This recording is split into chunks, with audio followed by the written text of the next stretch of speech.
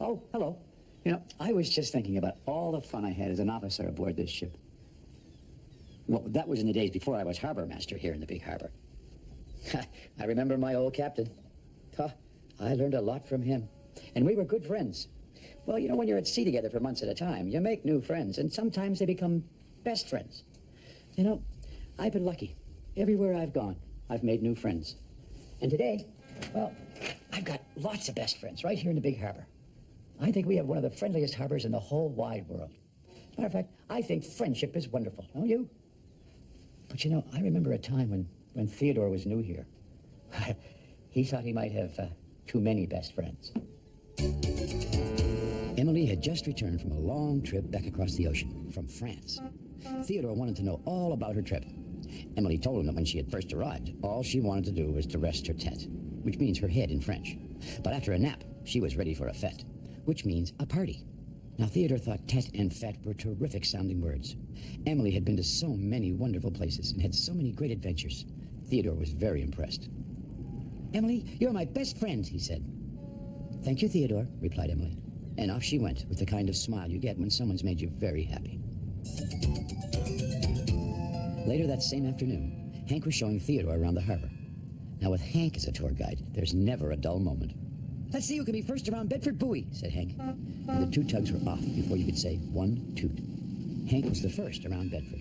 He was making the fastest turns Theodore had ever seen. Theodore was very impressed. "Hank, you're my best friend," he said. "Great," said Hank. "I've always wanted to have a best friend."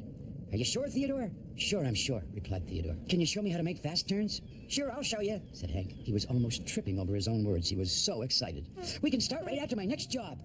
And with that, the two new best friends promised to meet later near the sandy beach and tooted their goodbyes. Theodore was racing along, practicing his speed turns when he saw Fodak.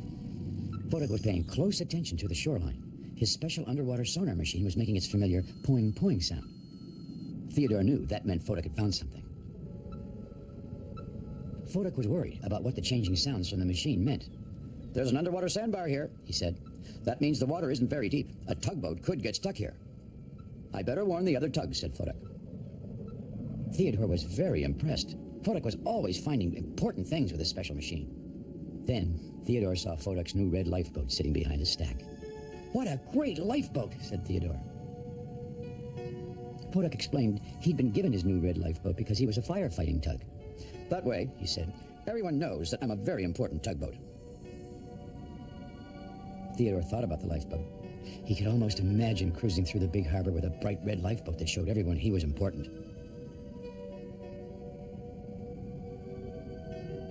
And then Theodore said, "Fodak, could I try your lifeboat?" Well, Fodak wasn't too sure about that. After all, if he let Theodore use his lifeboat, he wouldn't have one. And tugboats must always have a lifeboat. "Maybe we could trade," he suggested. "I'll lend you my lifeboat for the afternoon, and you can lend me yours." Theodore couldn't have been more pleased. He felt so happy, he just blurted out, "Fodak, you're my best friend." Then Fodak told Theodore that he would show him how the sounds from his underwater sonar machine helped them find things. "Let's go right now," he said. But Theodore hesitated a moment. There was something else he was supposed to do, but in all the excitement, he had forgotten just what it was. Fodak tooted for Theodore. "Come on, Theodore." And Theodore set off after his new best friend.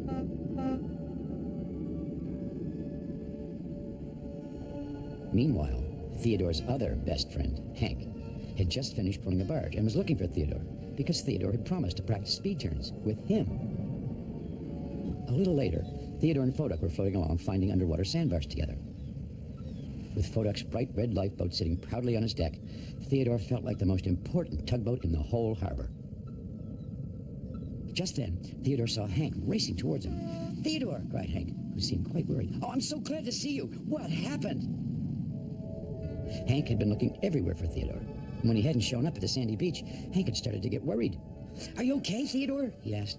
I thought we were going to practice speed turns together." "What'd you get lost?"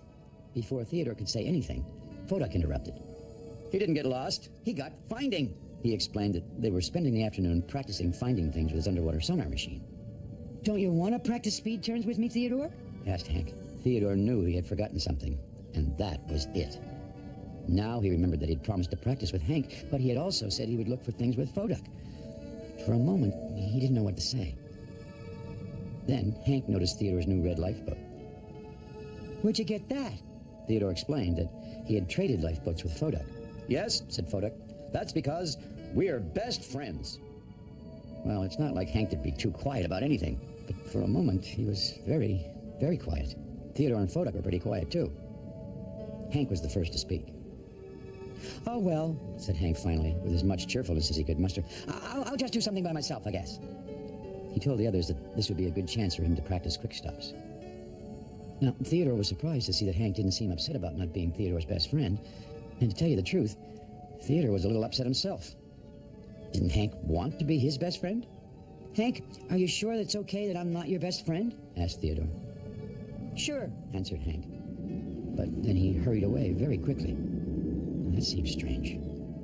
Theodore felt uncomfortable. Did Hank really not care that he wasn't Theodore's best friend? Did Hank really mean what he had said?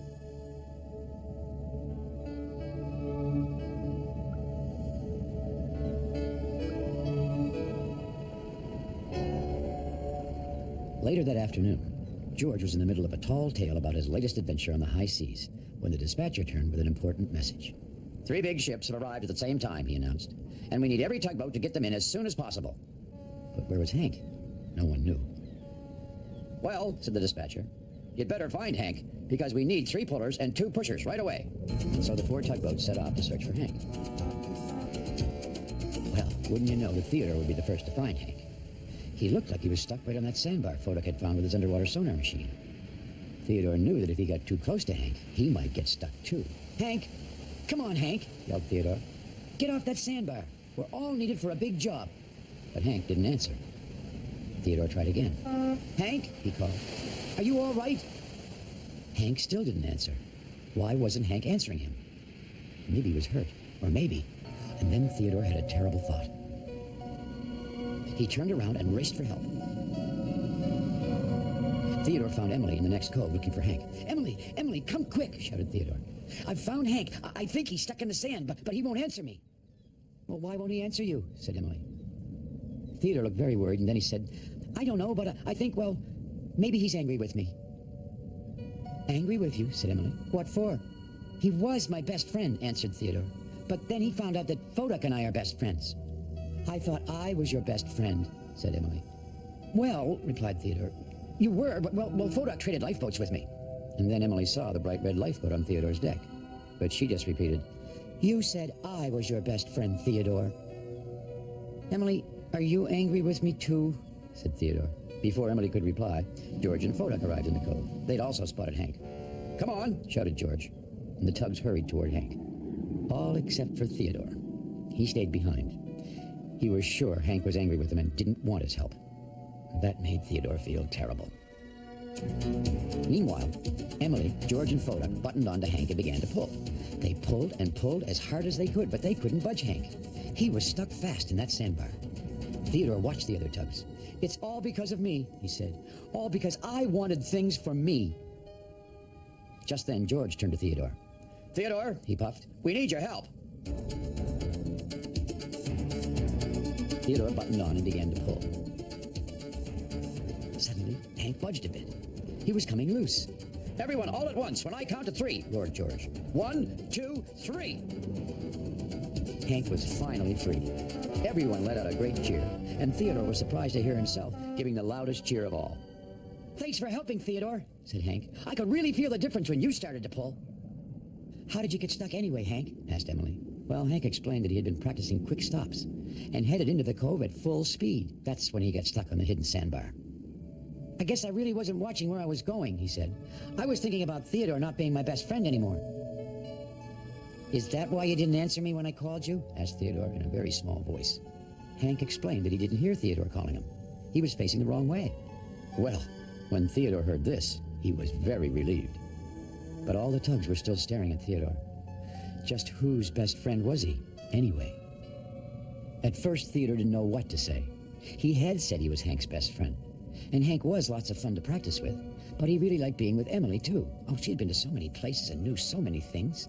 And Foduck. Oh, Foduck was smart in a different way. and was always helping others. And George was strong and brave. Theodore looked around at the other tugs and tried to decide who his best friend really was. He thought about how it felt when everyone rescued Hank, working together, and the big cheer when Hank finally came free. And then Theodore knew the answer. "I think we're all best friends," he said. "That's right," said Emily. "We sure are," said Foduck. "You bet," added George. "Everyone's best friends," tooted Hank as if he just thought of it. They were all so happy they didn't notice that Pearl, the pilot boat, had arrived. "We've got to get to work right away," she said. "A wind is coming up, and we have to bring those big ships in fast." "Right," shouted the tugs, and they all headed off to work. All the best of friends in the friendliest harbor of them all.